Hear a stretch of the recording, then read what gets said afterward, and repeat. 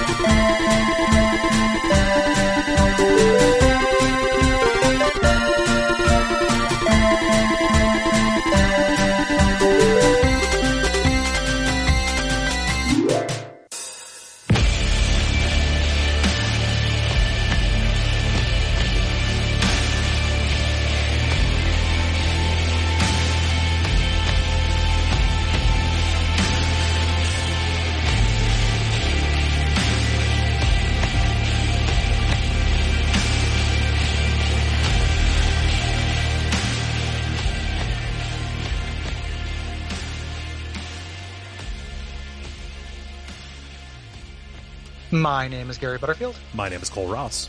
And you're listening to Watch Out for Fireballs. It is a Games Club podcast. And this week we are talking about Wolfenstein, The New Order, which is a first-person shooter developed by Machine Games and published by Bethesda Softworks in 2014. Yeah, and this is our premium episode for August. And this episode was produced by Jack Morris. Thank you, Jack. Thank you, Jack. We really appreciate it. Yeah. If you want to look into producing an episode, or if you are hearing this on the public feed and you'd like to hear the entire episode, go to patreon.com/DuckFeedTV. The way this works is once a month we have an episode where we put out a preview that covers generalities, and then the full episode that covers the nitty-gritty of the game is for patrons at $5 a month. Yep. And there are a bunch of those now at this point, including a full premium episode from our puzzle month about Adventures of Lolo. Yeah. So yeah, you get that whole thing for $5. You can subscribe, listen, and unsubscribe. We don't care. Right. It is all okay. But for this month, we're talking about a game that we've been talking about doing for years. Wolfenstein: The New Order. Yeah. My first time playing it. So double thanks to Jack for getting me off my ass. Basically, since it came out, since you played it, Gary, I knew that we would eventually be covering it. So there's got to be a word for that, like Watch Out for Fireballs Purgatory. Yes. Where something like I've been holding off a Metal Gear 5 replay for like a while, where I've been like, I want to play that, but man, Yeah. Same thing with Revengeance. I'm like, I would like to play that, but it's like it's we're gonna do it for the on show deck someday. or something, or it's earmarked. Yeah. I would hate to play it and then just end up doing it. I mean, I guess like depending on what the turnaround was, I wouldn't necessarily have to revisit it. Right. Yeah. But It's this game is definitely one of those. So I was looking, I was very happy to have an excuse to revisit it, especially with Youngblood coming out, which is on my radar to play with my co-op buddy. Yeah. Arcane Studios, baby. Youngblood looks great. Did Arcane develop that? Yeah, it's a collaboration. Gotcha. Okay. So it's kind of like a co-op 0451 Wolfenstein. God damn. Yeah, it got some kind of mediocre reviews, but it's one of those things where all of the reviews I've read, like the things people are complaining about, I'm like, no, that's actually good. Right. You're complaining about good things. Yeah. For the most part, there's some valid complaints in that. But, so this is a soft reboot of the series. Like everyone knows Wolfenstein, right? This is picking up actually in continuity, which is crazy, related to Return to Castle Wolfenstein and the Wolfenstein games that came out in 2009 that you definitely forgot about. Yeah. And even if you hadn't forgotten about, in the face of these new ones, you definitely forgot about. Yeah, Wolfenstein 2009 is an interesting game. I don't know that it's especially great, but it is, I think, maybe too good to be orphaned like this. Yeah. Yeah. I've read about it a lot. Noah Caldwell-Gervais, who is my favorite YouTube game critic, did a Wolfenstein series retrospective that does the whole series, and talked about that. Yeah. And it definitely sounded interesting. It looked a little drab, so it might be a little bit harder to go back to. Yeah. After this, because this is anything but drab, as we'll discuss. Right. But it's always been kind of on my radar. Yes. So again, because this is Wolfenstein, you play as William J. B.J. Blazkowicz, the grandfather of Commander Keen, and I think the great-great-grandfather of the Doom guy. Yeah. He's an American soldier who is tasked with fighting Nazis wherever and whenever they show up. And boy, is he a single-issue voter. Whew. In the best possible way. Yep. I know that we'll talk about this more, but how awesome is it, the additional kind of pathos and heat that this game gets? Yes. In 2019, I generally think that the hard times is pretty annoying. The fake onion. Yeah. And mostly because I think that doing the onion. I don't know. There's just something cheap. The onion already does the onion. Yeah. Yeah. But they had one of my favorites was bold new entry in the Wolfenstein series imagines a world where the Nazis didn't win. and I was just like, that's so good. Yeah. It's exceptionally good. Sometimes the best shot's a straight one. Yeah. Yeah. Yep. Exceptionally good. Look a little bit further. I have a spot in the notes for us to talk about Nazi killing. Yeah, let's do. I mean, not to jump the gun, but much like BJ, I just have a huge, hard on. Yes. For killing Nazis. And that is such a contextual shift in myself as a gamer American, where I was with all of the middle-brow critics rolling my eyes at the reviews that started, it's always fun to kill Nazis. And I was like, I'm sick of this. Yeah. Who cares about those dinosaurs from the past? Right. No, it's kind of like, oh, it's always fun to kill Nazis, and isn't bacon good? Random lol. Turns out both of those things are true. One of them just leads to at least a more just digital world. Yeah. Yep. And also, bacon's delicious. Yeah. I'm not going to put it on a t-shirt. Yeah. But it's not like it doesn't taste good. So, killing Nazis is great. Yeah. Make this game the Klan. Yeah. Give me all these, healthy murder simulator. Yeah. I will never not be okay hating hate. Call me intolerant if you want. I don't care. That's not in good faith. Yeah. Exactly. Right. So this the kind of hook of this is it takes place in this alternate history where the various Germanys of the world, united, Nazi and other, got a hold of advanced technology and won the war. Right. In 1946. Right. So BJ, he's in a coma for 14 years, and he wakes up in 1960 in this world that is ruled by the technologically advanced Third Reich. Again, so things have massively advanced because of all that stuff all those secrets that they uncovered, and just generally valuing technology over human life. And BJ, he's like, enough of this. And he gets together with the resistance to take it all down. And this is a trilogy, basically with Youngblood, I believe, is kind of an interpol. Right. So planned to be an actual trilogy that tells the story, because this ends kind of definitively, but the sequel to this ends on a bit of a cliffhanger. And they're telling they want to tell the story of this alternate world. Yes. Like Amazon's Man in the High Castle, except for people have watched it or played it. So isn't it weird that Amazon Prime Video, like all the stuff that is available on that, like the majority of people who are online get it for free, and we still haven't watched that. There's stuff that have broken through. Now that I've watched Fleabag, I'm it's like I've poked into the Amazonaverse, the Primeverse, and I'm like so close to being like, well, perhaps this wonderful Miss Maisel does have something to say, and I can stop walking around being like, what the fuck's a Miss Maisel? You can't joke about that, because people come at you on Twitter. Yeah. No, it's actually good. And it's like, well, okay. Yeah, no, the joke I was making was agnostic to its quality. Yes. Like, it was A/B disagreement. I'm not saying it's not good. Right. I'm just saying I know more people who have seen a UFO than have seen it. That's all I'm saying.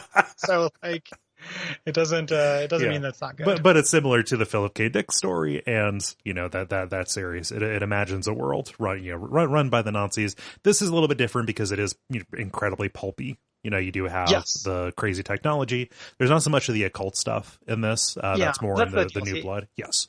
Yeah, and it's Pulpy is an interesting way to put this, because we're going to spend a lot of time talking about the tone of this, which is, I think, like the most narrow tightrope walked in games. Yeah.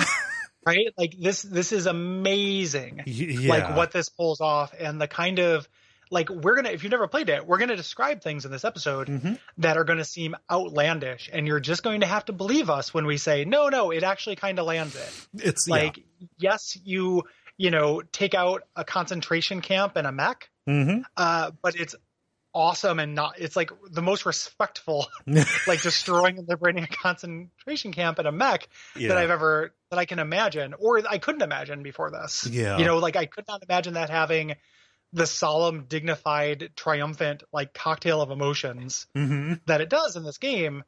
And it actually does it. So there are a lot of, like, I have not figured it out. Like, I'm not purporting to know the secret to it. Like, talk about some of those aspects and try to kind of guess how it pulls that off. But it is Wolfenstein's _ trick to the extreme.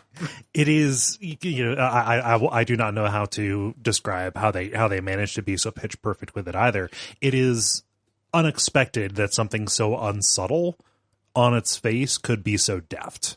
Yes. Yeah. There are words that you would associate with media that respectfully handles the Holocaust. Right. And those words would be like subtle, like restrained, dignified, things like that. None of which describe this game, which is this game and the sequel are maximalist games. Yes. In a way that show very little restraint. It's not Bayonetta. Right. It's not Bayonetta. Like there is absolutely like over the top rule of cool stuff in this. Yeah, tons of it. Yeah. And it still pulls it off. Right. And it's interesting to see it happen. Just before we totally move on from that, to get the all the Nazi killing. Yeah. Stuff out of the way, right? Like just to kind of touch on that. And there will be people who listen to this who roll their eyes, and this is a great metric to decide whether you think you want to hear the whole episode on Patreon, right? Like if you're listening to this, you're like, I can't believe they're going to go on about Nazis. Nazis don't exist. The white supremacists today have no connection to Nazis, etc. Then our Patreon probably not for you. Not in a bad way. Just, you're not going to like what you find there, most likely. For us and for people of similar sensibilities, this is an extremely cathartic game. Because we get to see in real life naked examples of white supremacy in a way that either we did not see before or that did not exist before. And the practical difference doesn't matter for these purposes, right? Right. So lest anybody pop in with it's always been bad, like from the bushes, like we know. Yes. But regardless of which, Cole and I are of similar sensitivities, of similar ages, and living in this moment in the same way, where it now feels immensely frustrating to see these examples of things that we thought as people we may have moved beyond. Yes. We did not. No. The timing on that is really weird because this came out in 2014. Again, it has always been bad. They even make that point in the game in one of the pathways. Yeah. This came out in 2014 before talking about before talking about Nazism as a threat, white supremacy as a threat was even in like a thing we needed to think about. And this is a weird case where 5 years on, this has only, I think, aged well in terms of being a cathartic experience. He's gotten more relevant. Yes. You know, and so what I want to do for anybody who might be rolling their eyes at this, because I roll my eyes at that too, especially if somebody sounds like they're being a tough guy, like, oh, I'll punch every Nazi I see. Like, no, probably not. You haven't punched anybody in your life. I know I haven't. Yeah. And I'm absolutely not saying like go out and find somebody who has a Trump sign and hurt them. In a video game, though, there is, and in other media, there is almost there is no less morally complicated violence that can happen than against a white supremacist or a Nazi. That has any relation to the real world. Yes. So like having that kind of secret spice, like even if you are somebody who doesn't buy that there is a rise in white supremacy in the world, like first of all, wake up. Yes. But if you don't buy that, at the very least, this is trucking with concepts that are real and present dangers to people who exist now. That has a lasting legacy. That has a legacy that still impacts the world in a way that Final Fantasy V does not. Right. Like in Final Fantasy V, you are talking, it's the void and death. It's these metaphysical concepts that are extremely hard to relate to real life without many degrees of separation. Yeah. Right. Here, though, like we've all seen Apt Pupil. Like there is, even after World War II, there are white supremacists. Even before this rise of white supremacists, when I was growing up, I knew what a neo-Nazi was. Yes. You know, I knew that existed. In basements across America, there are people who are gathering to have these meetings and talk race war this and race war that. That is real. Yes. That's real. And the thing that kind of 2019 brain, you know, and moving forward, not just 2019 brain, but 2014 is a really important year for this as well, right? Well, yeah, Gamergate. Gamergate, the kind of radically, you know, the public radicalization of kind of gamers, young white men, who are almost universally gamers. Yes, you know, who are almost universally gamers. And again, squares and rectangles, right? Before you say I'm saying all gamers. Nope. Remind you that we do a Games Club podcast. I am Gary Butterfield. Like I've been doing this for 8 years. Reminder. I play a lot of video games. But the thing that this 2019 brain has done is one, show how prevalent this was, even if it was prevalent before. It's very, you know, if people are marching in the streets, right? And I say this, I mean, this is the 1 year anniversary. We're recording this on the 2-year anniversary of the death of Heather Heyer of the Charlottesville massacre, which was, you know, absolutely horrific. I'm recording this from my 1-bedroom apartment in Portland, Oregon, where white supremacists descend on the city now in 2019, once every 2 months or so to like essentially be publicly white supremacists with cover from the police and the established power structures. Which is documented, right? Like it sounds paranoid, but Google it. Like there is, you know, there are text records of our police collaborating with these people, right? So like, not only does 2019 brain show the existence of this, but also the danger. Like if you didn't bring up, you know, Heather Heyer, I was going to, right? Like people have died. People have died. People will continue to die. People just died a little bit over a week ago. Yes. You know, we were recording this a little bit more than a week out from the shooting in El Paso, which was explicitly targeting, Hispanic people, under the guise of the Great Replacement theory, or motivated by the Great Replacement theory, which extends back at least as far as, you know, Nazi Germany and is an anti-Semitic trope at its heart. And is a YouTube topic that people do for hundreds of thousands of views now, if not millions of views, right? So all of this stuff is real. The last time before all of that stuff was real, like the last like explicitly Nazi killing video game I played was probably like a Medal of Honor or something. And that has the cadence of like a war movie. And to me, it was quarantined to the past. Now, nothing about this is quarantined to the past. In those games, like there may have been nods, and I know that you just like, especially in the early Medal of Honor games, they did, you know, address the idea of concentration camps and things. That was state versus state. You were an element of the army who was going in and fighting an enemy army who happened to have a different flag, right? Here, you are exposed full force to the ideology. You have people talking about skull size. You know, the villains will, you know, basically continue on and give their and give their little manifestos about how they are the only humans. What you see in the society that BJ wakes up in is the logical extension of, you know, a militaristic force that rises to power and is in a place to decide once and for all who is and isn't human. And being able to, if I wanted to, go onto YouTube and watch Stefan Molyneux basically be a phrenologist online to, you know, these huge count numbers is the new context that this has. And for me, being, you know, a feeling person and being somebody who doesn't, who is sensitive to the times and who feels these deaths, like who feels these shootings, right? Like it's not abstract to me. Like it feels like, you know, a punch in the heart. Right. Like when this kind of thing happens. For me, that added context is brand new and incredibly powerful. Yes. And like, yes, this is a silly, unsubtle arcade game, right? Where you're just shooting somebody, but it makes the villains matter. Yep. Like even on a base level, it does something that a lot of games fail to do. And I will find another example other than Final Fantasy V, I promise. But I think that Final Fantasy IV.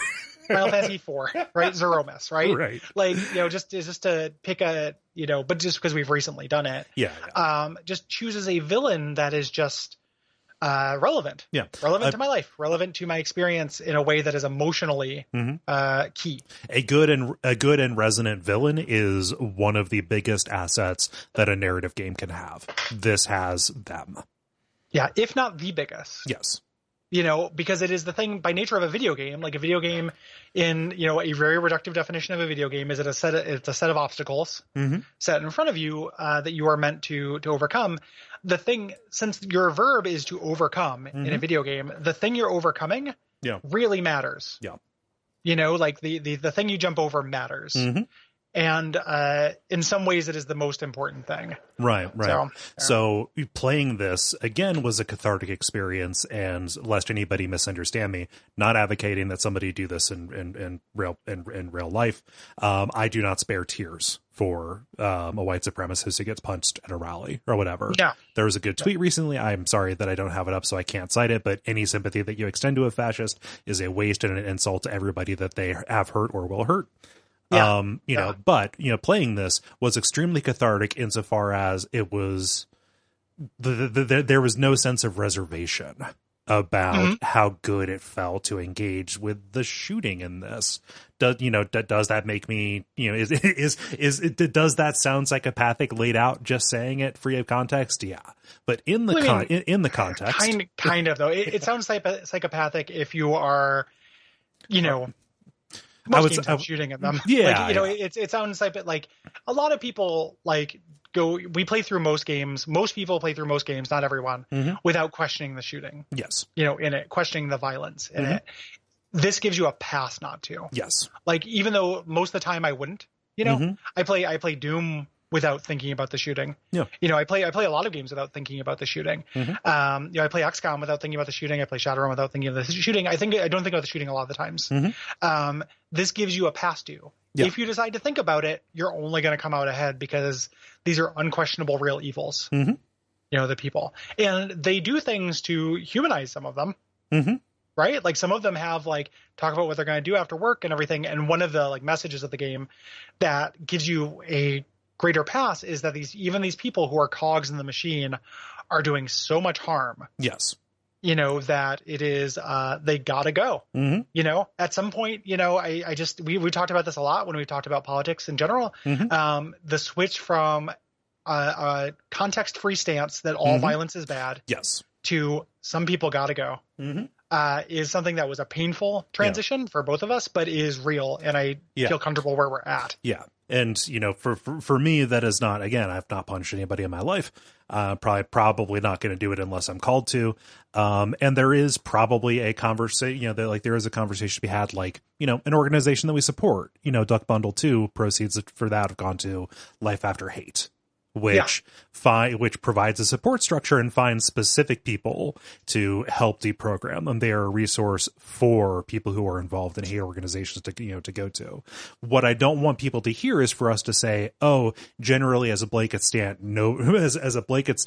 nobody is able to repent, nobody can get better, because part of believing in rehabilitation and part of believing that all of this is a process, that growth is a process, is that you have to leave room for people to grow. Yeah. However, speaking in the abstract, I do not have to shed a tear for somebody who is unrepentant.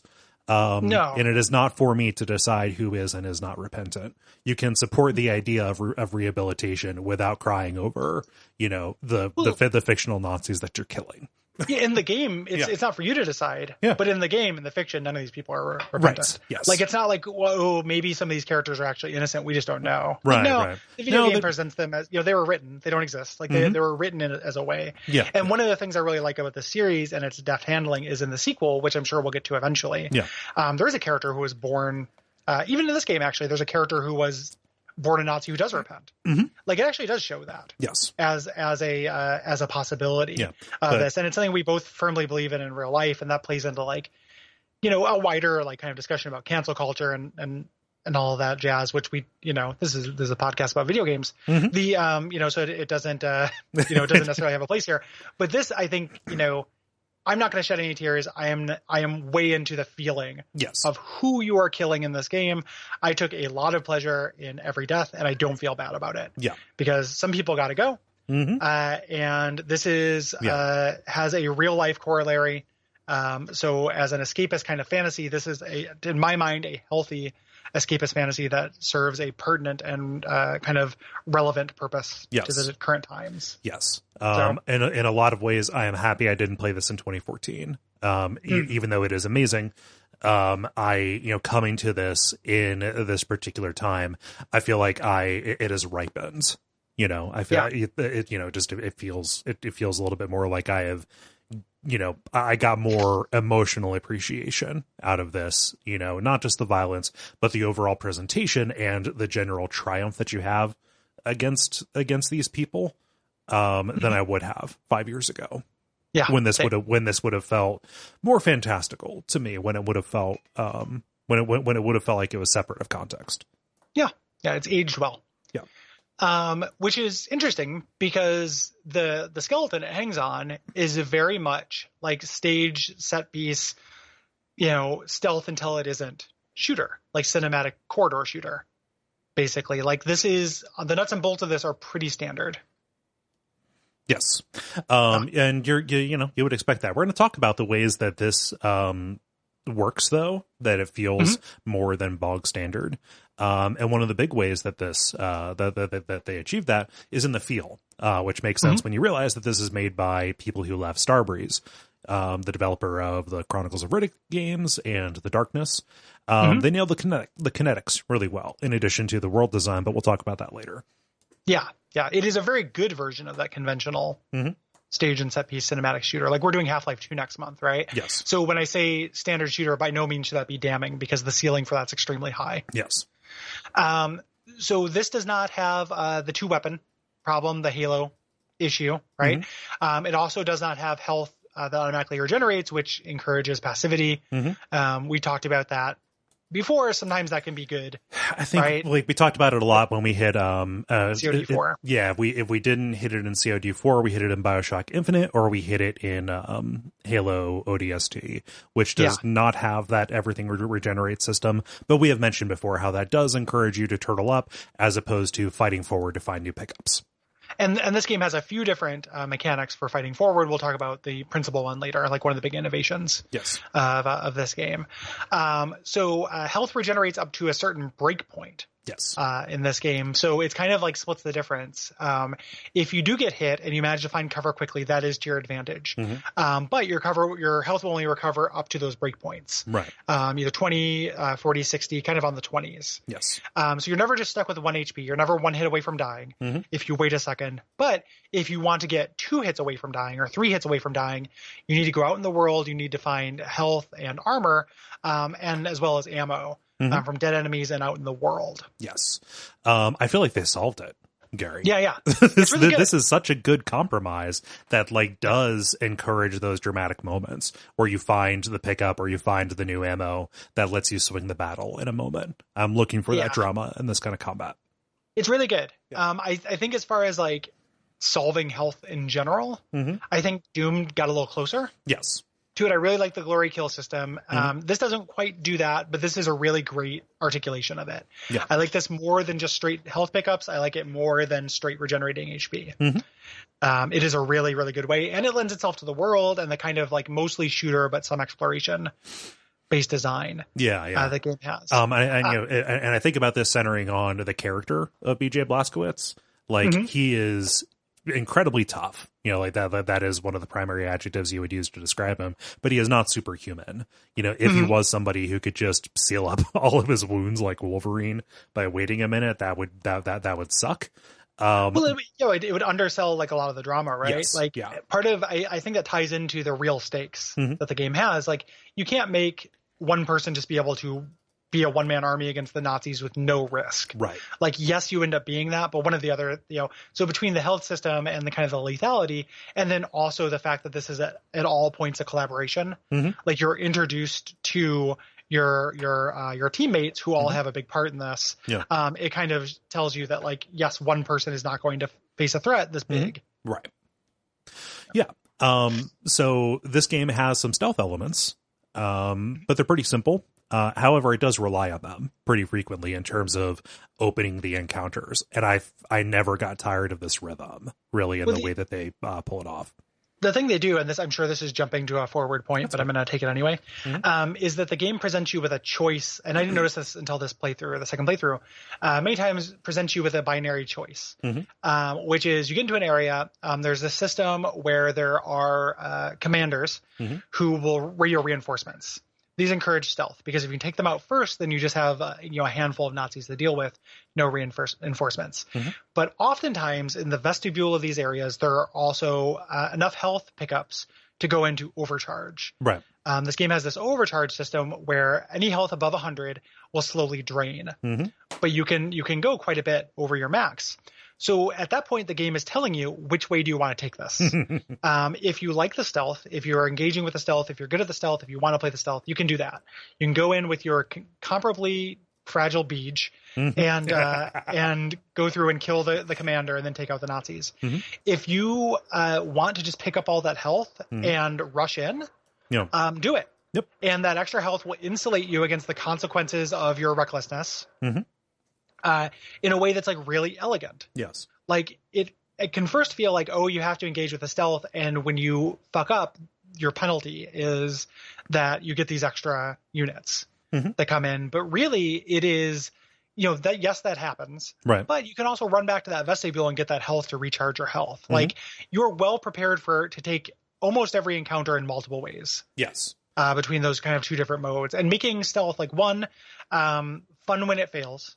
It's very chaotic and fun. The music kicks up when the commander pulls in extra people. You have that little symbol on the screen telling you like, hey, find this fucker. Yeah. That's really fun and stressful and kind of thrilling. Or if you actually pull it off and sneak up on the commander, like they're often doing something, kind of silly, like they're listening to the radio or they're on a radio or they're relaxing. Stabbing somebody through the back of the chair. Yeah. Extremely satisfying. So you kind of get either way, and both ways works. Both ways work. Yeah. It's great that it gives you the affordance to not just play to your strengths or play to what you have the resources for at the moment, but to play to what you feel like. Like, I really don't feel like being stealthy right now. Well, fuck it, man. Just go in. You're BJ fucking Blazkowicz. Go in with 160 health. Yeah. And full armor. And dual wield shotguns and make these fuckers gotta go. Yeah. Like these guys gotta go. They're not okay. They saw what was happening and they reported to work anyway. So yeah, exactly. So they gotta go. Yeah. And that having that choice is really, really fun. And that rhythm plays into a third. So it's kind of like a triangle because you have the stealth segments, you have the action segments, and then you have copious downtime. Yes. In this game, like the rhythms of this game are great. Switching between those three different modes of like kind of soft, stealth-based or exploration-based level play, action shootout level play, and then downtime where you're getting to know your like genuinely well-written, compelling side characters. Yes. Or going on these like little scavenger hunts and stuff, which feel a little space filly, but I think actually do a lot for the tension and release of the kind of sine wave of this game. Yeah. That downtime specifically, when you're in inhabited areas or even when you are navigating facilities, that's what made me, because I had no idea that Machine Games was made up of Starbreeze people, but I was like, man, it'd be really fun to play Chronicles of Riddick for the show. And then I looked up and like, oh yeah, they totally did that because that is the cool thing about that game. Yes. Yeah. And that's a rhythm thing that happens in other genres. That's what I was looking for. Different genres as well, right? So that's the rhythm of Deus Ex. Yeah. Too. Stealth until it isn't, if you want it to be, and downtime. Like this is something that the best games do. Yes. Yeah. Very, very well handled. The stealth, you don't necessarily have as much feedback as I would like. in terms of if you're spotted or not. However, it does give you the lean button, which is absolutely necessary for this, and required, and you can get really far by engaging with this, which I like, not just because it does give variety to the rhythm of play, but it is kind of a nod to what Wolfenstein was before Wolfenstein 3D. Yes. Yeah, the Wolfenstein 1, which is a stealth game. Yeah. The stealth is compared. Aaron Signal uses this term, and I really like it, where he compares stealth in a game to the stealth of the kitchen segment in Jurassic Park. Oh, yeah. And that's kind of what the stealth is like in here as well. Right. Crouching under waist-high walls, just avoiding eye lines. Enemies take a long time to see you. So. And they'll usually give you an indication like, huh? What the fuck? Yeah. And then come. Yeah. So those systems all work really together. It makes this kind of triangle of rhythm of play that's really satisfying. And so we can talk a little bit about the stealth, like why the stealth is, what it does. You have a knife that you have always with you. You don't have to equip it, which is great. It can always be used for stealth kills. You can throw knives. You eventually get a silenced pistol as well. So your stealth options are eventually become fairly robust. We talked a little bit about what makes the downtime parts special. The action parts are probably the body of the game, however. And there's a lot of things that make that really noteworthy. The weapons themselves are fairly standard, but you can get upgrades. We'll talk about the upgrade system, which I'm actually super not crazy about. But you can dual wield everything. Yes. And boy, is that fun. Yep. Dual wielding auto shotguns or dual wielding lasers is extremely fun. It is so ridiculous. Yeah. Yep. Which is just wonderful. Like, it is very satisfying when you are overcharged running into an area and just double barreling everybody. Very few things hold up to and compare again to BioShock Infinite, right? Like, I said in that episode, the definitive experience, the thing I mostly remember of that is emptying a shotgun clip into a guy, reloading my shotgun while he stumbles, and then firing more shots into him to die. Not so here. There are a couple of tanky enemies, but for the most part, if you walk up and hit both those barrels, which are mapped to each shoulder button, in a way that's genius, like the way it had to be, then they go down 9 times out of 10. Yes. It's very rare that things are unsatisfying in terms of kind of their hardiness. Even generally, like on the basic difficulty, you are lethal. And that is something that was such a breath of fresh air, which is the battles are quick and brutal when you get into them. There is no like, we are doing this kind of like slow circle dance around each other, emptying clips. Except for in the bosses. Well, yes, but which are uniformly shit. Yes, but just kind of like in the majority of the game, the way that you're spending time, it is in these very fast, very brutal kind of kills that feel amazing in your hands when you're doing them. Yes. Yeah. And the way that the pickup economy works is that you are going into your next encounter, because it is very modular, generally close to full strength. Yeah. You don't have to really hold anything back because the game actually is pretty generous. Yes. With pickups, especially if you are used to exploration-based gameplay. Like, if you're willing to spend any time exploring your environment, you'll get back up to health, 9 times out of 10. So you can, once, the action comes, it's fast and frenetic, and you can not hold back. Which is really, really satisfying. Yeah. Yeah.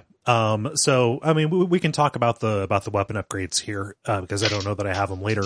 I also am not too crazy about this, just because, weapons are upgraded based on progress through the game, basically. Well, not just, so there's that, but then I guess what I was considering was, like the perks. Oh, yeah. System, which I think is horseshit. The upgrades like tied to the game don't bother me as much. Like, as you get further, like, my laser, my signature weapon gets cooler. Yeah. But they like perform 3 stealth kills, using a non-silenced weapon. Yeah. Kind of shit to get those perks. Like, miss me with that so hard. Like, that is going to be a game design thing that is going to age so poorly. That was such a big thing in like mid-decade. Well, yeah, I think that might have been a little bit of a concession or something that was pulled over because this didn't have a multiplayer mode. Yeah. Those like that particular kind of progression where you have those micro goals for like, it feels like you are leveling up a character for another multiplayer game for Call of Duty. That's totally what it feels like. Yeah. And it's you can play with ignoring it, which is what I basically did. And then you're just pleasantly surprised when you get those perks because you did something pops up by accident. Yeah. But I imagine this being pretty rough for like the completionist gamer. Like the idea is that they correspond to a type of play and you'll naturally get them based on playing and they improve that way. And it's a complete failure on that level. Like the things it asks you to do are counterintuitive. Yeah.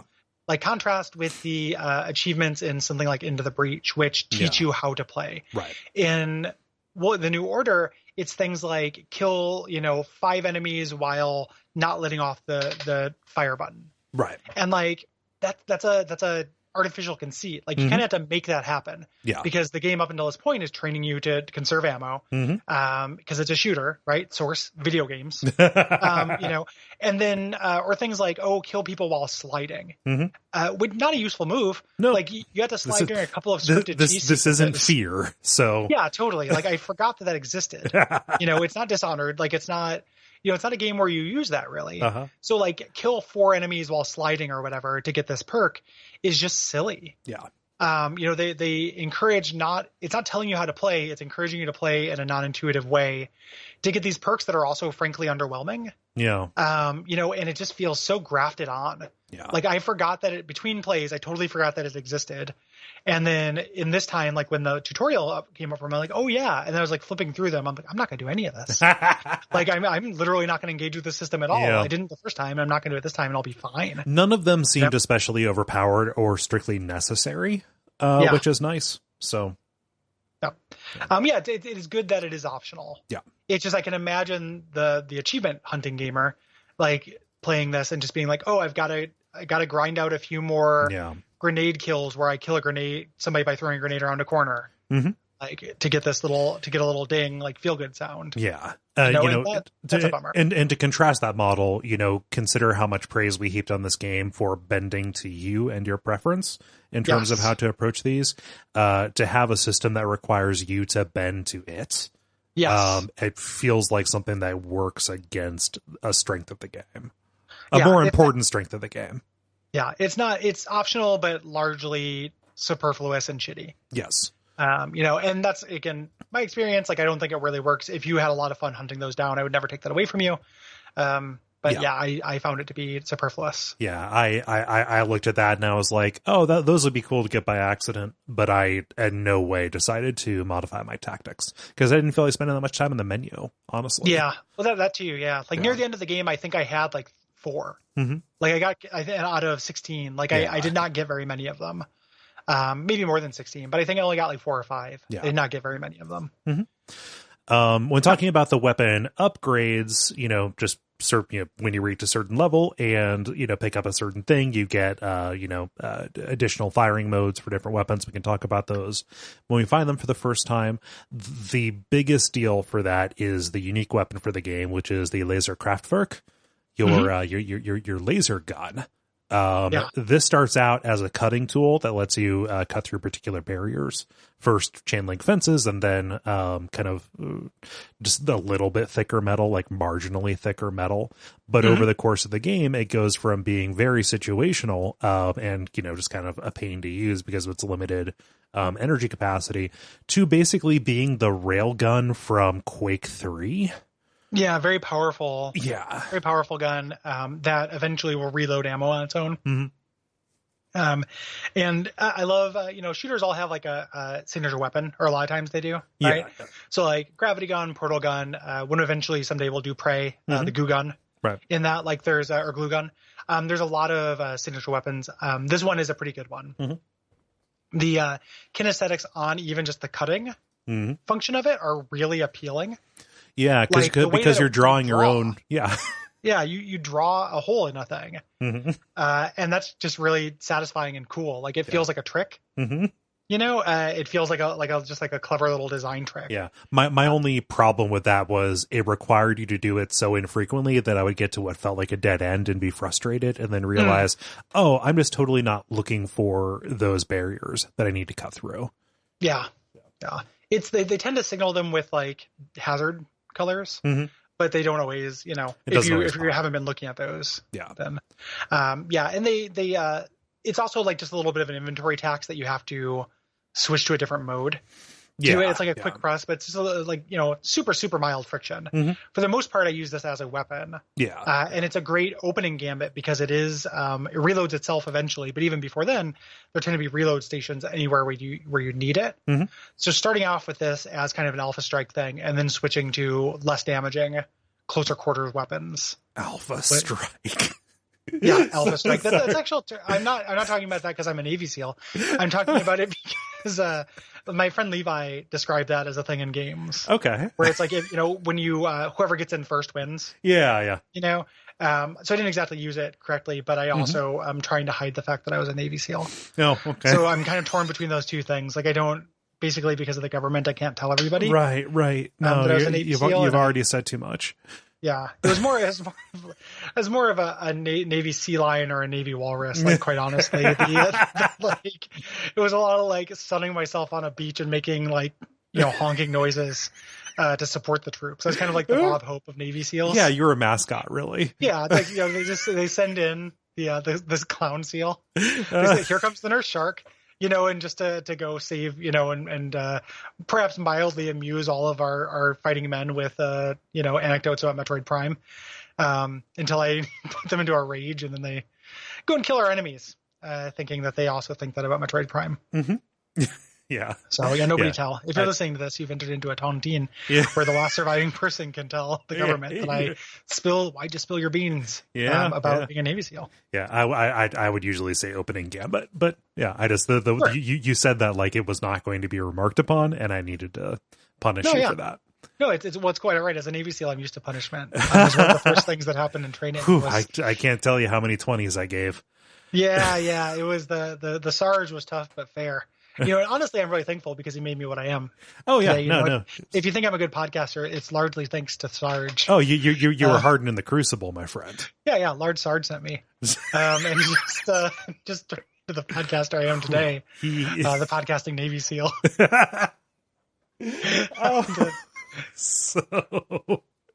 Want to talk about the aesthetics in the world? Yes, very much so. Because this is ultimately like if this were a wireframe game, if this were about fighting aliens, right, no one would talk about it. Like it would still be a fun popcorn game, but it would be like this B- that like everyone forgot about pretty quickly. Yeah, I think, but it's not because one of the ways that, and this is all ties into how they accomplish that tightrope you were talking about. One of the just real quick things I want to give like an absolute shout out to. And I've talked about this in other games as well, kind of given this applet to. This is one of the best. This gets the Life is Strange, Memorial Award for voice acting. Yep. The voice acting and character performances, specifically on BJ, are incredible. Yeah. Like he carries this so well. In a really, you just wouldn't expect this. Who is this? Steve Bloom? Something like that? Wow. I don't know. Some live voice actors are anonymous to me. I don't know. Okay. Yeah, I don't know. Not Tony J. Yeah, no. You're right. Really. So Tony J and Cam Clark are the two you know. No, so Steve Bloom is the anime guy. This is Brian Bloom. Okay. Yes. He does an incredible job. Yes.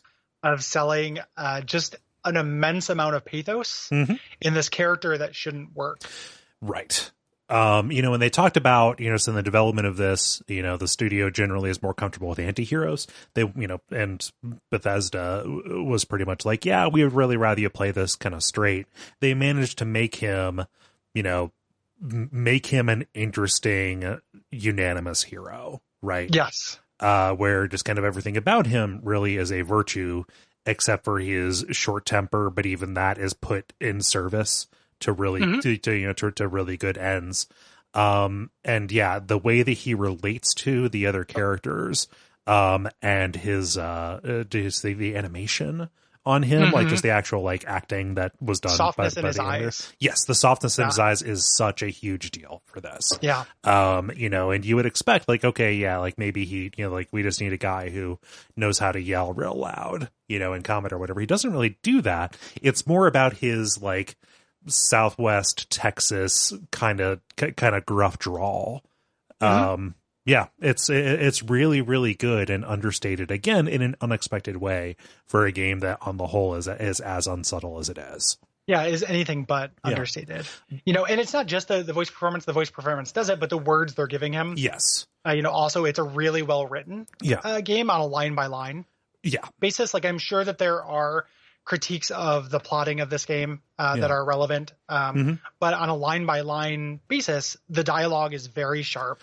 Yeah. The kind of inner monologues are very sharp in this, poetic in a way that does feel pulpy, but somehow I was trying to contrast this with some of because characters in this kind of, kind of rap, talk about war in a poetic way.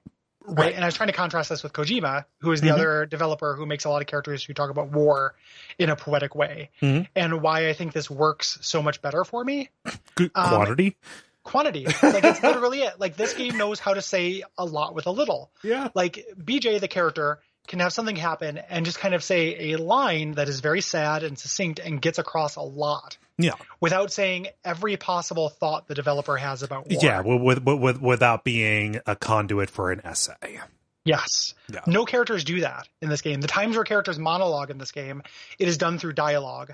It is set up like entertainment is set up. Yeah. If a character needs to get across fuck you, Kojima. You don't know how entertainment works. It's set up like a movie or it's set up like a TV show. Like, hey, this is done through dialogue.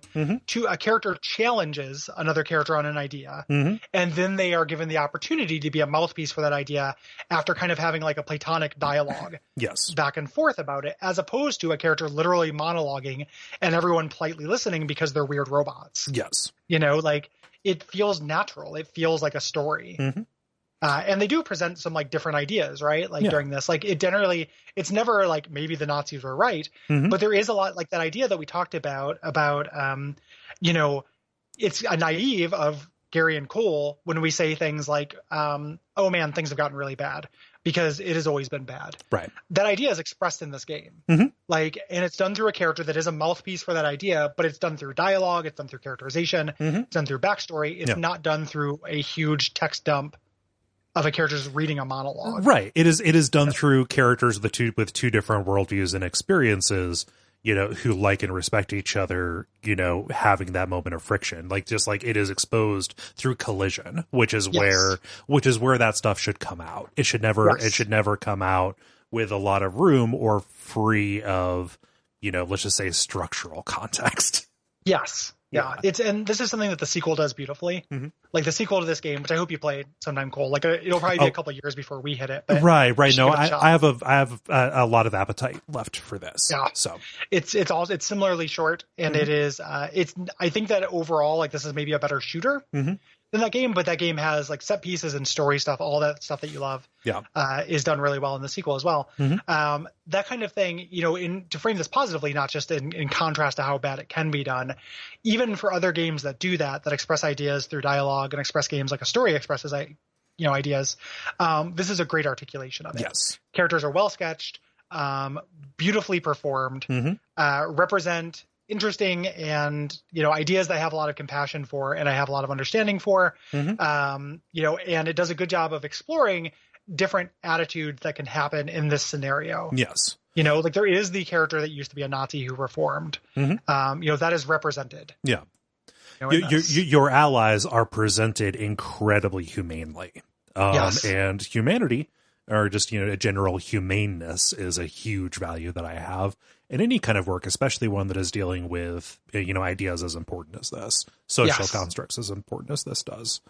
I want to talk just a little bit about BJ himself, just a little bit more, because we got that. It is tremendous that BJ is empowering without being toxically masculine. Let me pause there, because that sounds like we're being parodies of ourselves.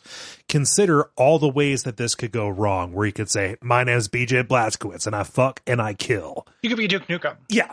And this is not Duke Nukem. BJ in this game is immensely vulnerable and damaged. Yes.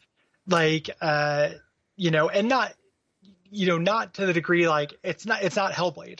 Right. But you are not having a good time. Yeah, and he is open with other people who have had similar experiences, people who were, like had to suffer the indignities of the previous 14 years, consciously while he was, flitting in and out. All of them talk about the damage that they have taken. Yeah. In a very open and frank way.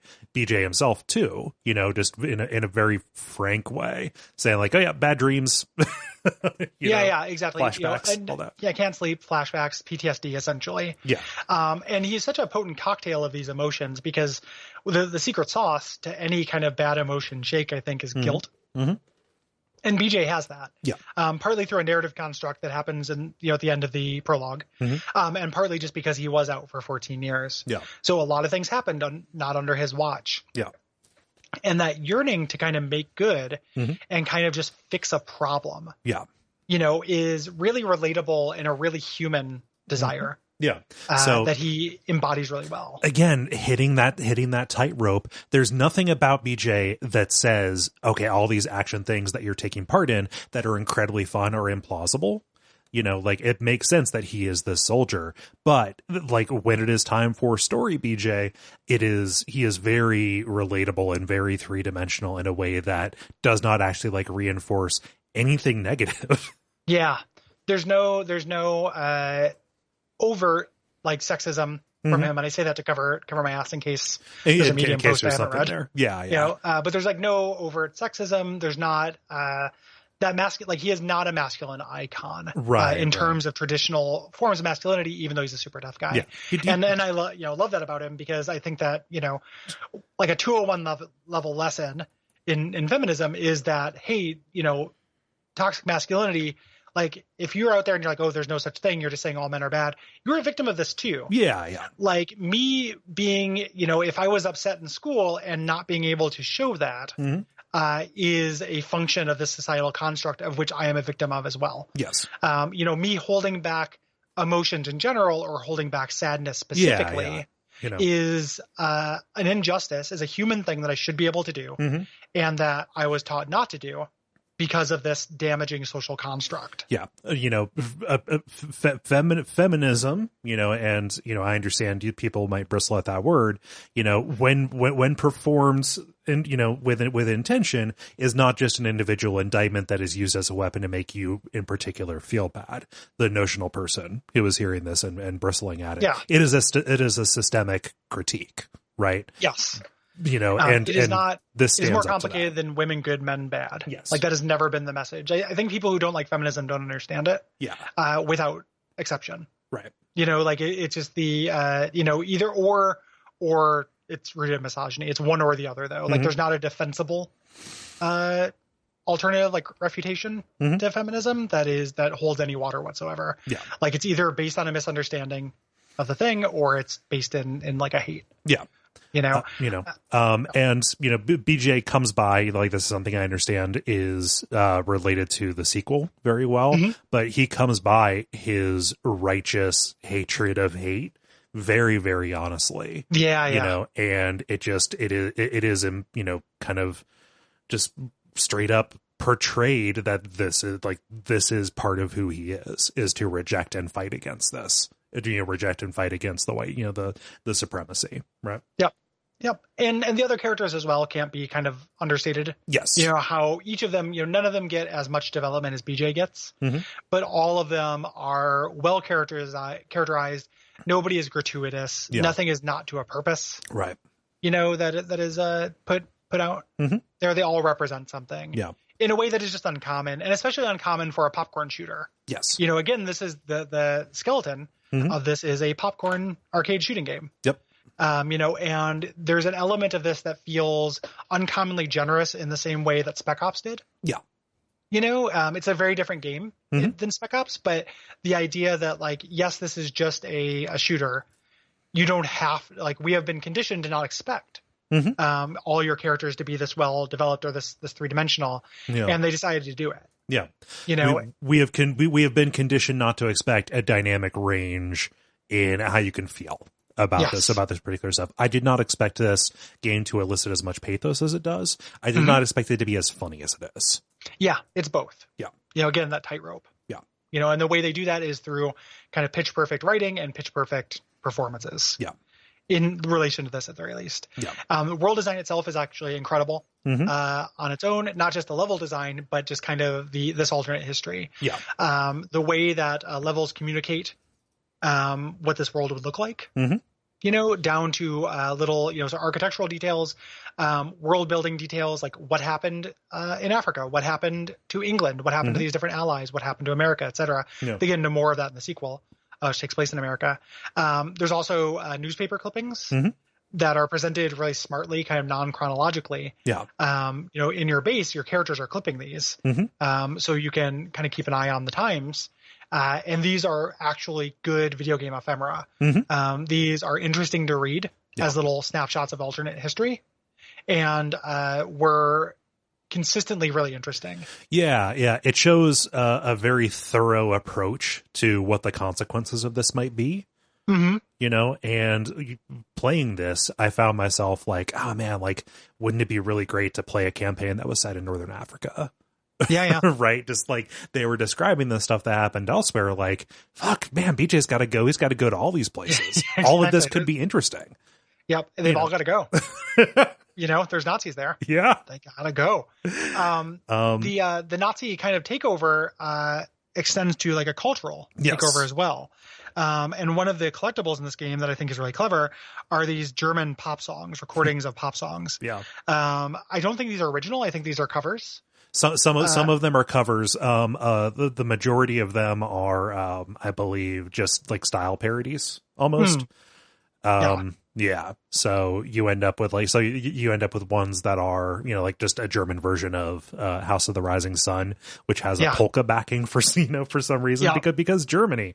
But then you also have like, it's not a Beatles song that the Wunderbar for put together, but it is close enough to be like a British invasion.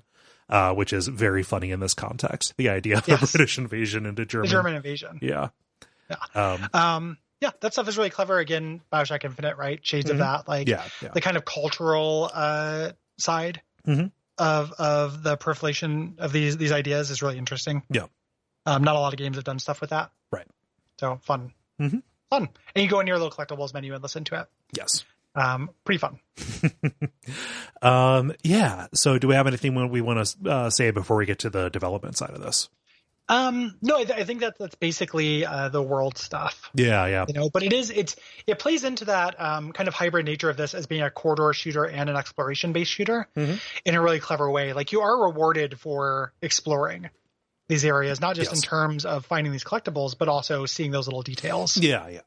Go ahead. The basic conceit of this, of it being a technologically advanced Nazi Germany, is really neat just in that has always been part of Wolfenstein. Yes. Down to the first game where things are pretty on the nose until you fight Mecha Hitler at the end, it is, that is a nice little honoring of that heritage too. Yeah. And that's one of the big things you see in the world design. Yeah. And it helps brighten everything up as well. When you have like Tesla coils and stuff everywhere. We talked about the Wolfenstein 2009 being very drab. This is not drab. Not at all. Right. This is colorful and again a little bit pulpy in its presentation, but in a way that feels very additive. That doesn't like pull any of the impact away from what you see. Big props go to the propaganda design and the industrial design. Yeah. As well. Tons of great posters and products and packaging design stuff. Big thumbs up for all that. So we talked about this, was developed by some people who left Starbreeze. They made both of the Chronicles of Riddick games and then also The Darkness, which is a game that I have not played, but I understand is very good. But yeah, just a lot of the stuff that is good about this, specifically in the feels like it stems from that, from the values that team has. The Darkness is ludicrous. Is it? I've only played the beginning of it, but it's it's based on a very it's not an Image comic, but it may as well be, so it's very Spawn. Yeah. Kind of adjacent. Yeah. Our favorite human, Mike Patton, is the voice actor for that. Yeah. Yeah. The human growl, the growl that walks like a man. It's it. What is it? Yeah. What is it? I don't know, Mike Patton. Yeah, but they, formed their own studio, didn't really have a project. They were owned by ZeniMax, however, and ZeniMax acquired id. And just the Wolfenstein license was sitting around with nobody really doing anything with it. So that, well, fuck, we're fans of that. So why don't we just do that? And ZeniMax said, okay. Yeah. Yep. Which is really great. Sorry for that noise that's coming through. There's a child moaning in the yard. Oh. On an incredibly deep way. I don't know what's going on with that. I think a kid probably just fell down. Oh, yeah. And is crying, but it's pretty disturbing. I don't want to ruin your OPSEC. Aren't you at least a handful of floors up? I'm on the third floor. Okay. Of this. So that's you. I didn't reveal that. That was you. No. It's the thing about Navy SEALs is that whatever happens, you're prepared. Details, The debrief that I got from Large Sarge, said that the floor is okay as long as I don't give away the address. Okay, or the street. Even though somebody could triangulate, if they were listening in on this actual recording, could triangulate that kid screaming. Yeah, that could be a distraction. Before the Navy sharks come in to feed on their natural prey. Sorry. Because there's a whole Navy ecosystem. I don't know if you know about this, but there's a whole thing. I've been eating Navy krill all day. Yeah, no, I'm Navy kelp. Yeah. Been enjoying a lot of Navy kelp. Navy guppies. Jesus Christ. So this game sold pretty well. Well received by fans, kind of has some cult favorite energy to it. But in terms of Metacritic, it's like a B-. B-, C+. It does have, we'll get into it. They're the boss fights, I think, are uniformly bullshit. Yeah. There are some things that are bad about it in terms of a shooter, but it does have that kind of designed to be kind of a mid-season classic. Yeah. Kind of feeling every once in a while a game comes along that hey, this is more interesting than you might think it is. Yes. I feel like that the first Arkham game was like that. You had to kind of convince people. It got good reviews, but there was this kind of word of mouth where it's actually, no, the new Batman game is good. You have to believe me. This feels like that to me. You kind of have to convince people. Actually, no, the new Wolfenstein is legit. Yeah. It's not the same as the one from 5 years ago. Give it a shot. No, with this was announced, and I was like, okay, yeah, that's cool. Yeah. I'm probably not going to play that, but then everybody started talking about it. Yeah. Yeah. We'll talk about the areas where this does fall down. There are whole levels that I think could have been cut, and this is already a pretty short game. Immediately after this was released, or pretty soon after, they put out a prequel expansion called The New Blood, which takes place before the time jump, has BJ kind of engaged in the occult aspects of the Nazis in World War II. I'm a big sucker for that general kind of thing, so way into dipping into that. So yeah, I have not played that one yet, and I would really like to. There is a sequel, as we mentioned, The New Colossus takes place in America. Is the end of this game does not seem like BJ is going to make it. Spoiler, right? The sequel kind of picks up on that in a really interesting way. The sequel is kind of a wider variance, I think, bigger swings, which means higher highs and lower lows. There are things that don't work about it, but it is more audacious while still kind of barely threading this needle. It also has one of the probably at least top 10 scenes in video games ever. That they do that I don't want to spoil, but people who have played or are listening know what I'm talking about. And it is just phenomenal. Nice. When you eventually play it, we should do a dispatch on it, just, or a Duckfeed Presents just talking about that scene, because it will be a long wait for the 2 years or whatever until we get to it for the show. Until we can gush about it. Yeah. Yeah, no, I'm hungry, man. Because of family stuff, I had to mainline this over the course of 24 hours. I still have an appetite. So, yeah, good stuff. We talked about the interquel, Youngbloods, which I'm looking forward to playing. It is a co-op game, and you play as BJ's twin daughters. And there's a third entry to the series, which I think is wrapping it up, that's being developed, which I'm very, very interested in, because it does all seem to build towards something. Yeah. So let's get into it. Yeah, let's do it. So this is the end of the free portion of the episode. If you're listening to this, please consider going to Patreon to hear the rest of it. We talked a lot in generalities there about how this works. Hear the full episode to have us get into the details. And as mentioned earlier, we do not mind if you dip in and out. That's by design. So if $5 seems like a lot, we're not here to tell you what $5 is worth to you. Throw it in, listen to the episodes, and then stop. Doesn't hurt our feelings. No. We think it's worth it. You get a lot of stuff for $5, and you get more stuff at 10. We try to provide a lot of value because we know that dollars are valuable to you. So consider supporting us if you like the network and you like what we do. You want to see us keep doing it, and if you want to hear that stuff. All good reasons. So patreon.com/Duckfeed.tv. Thank you.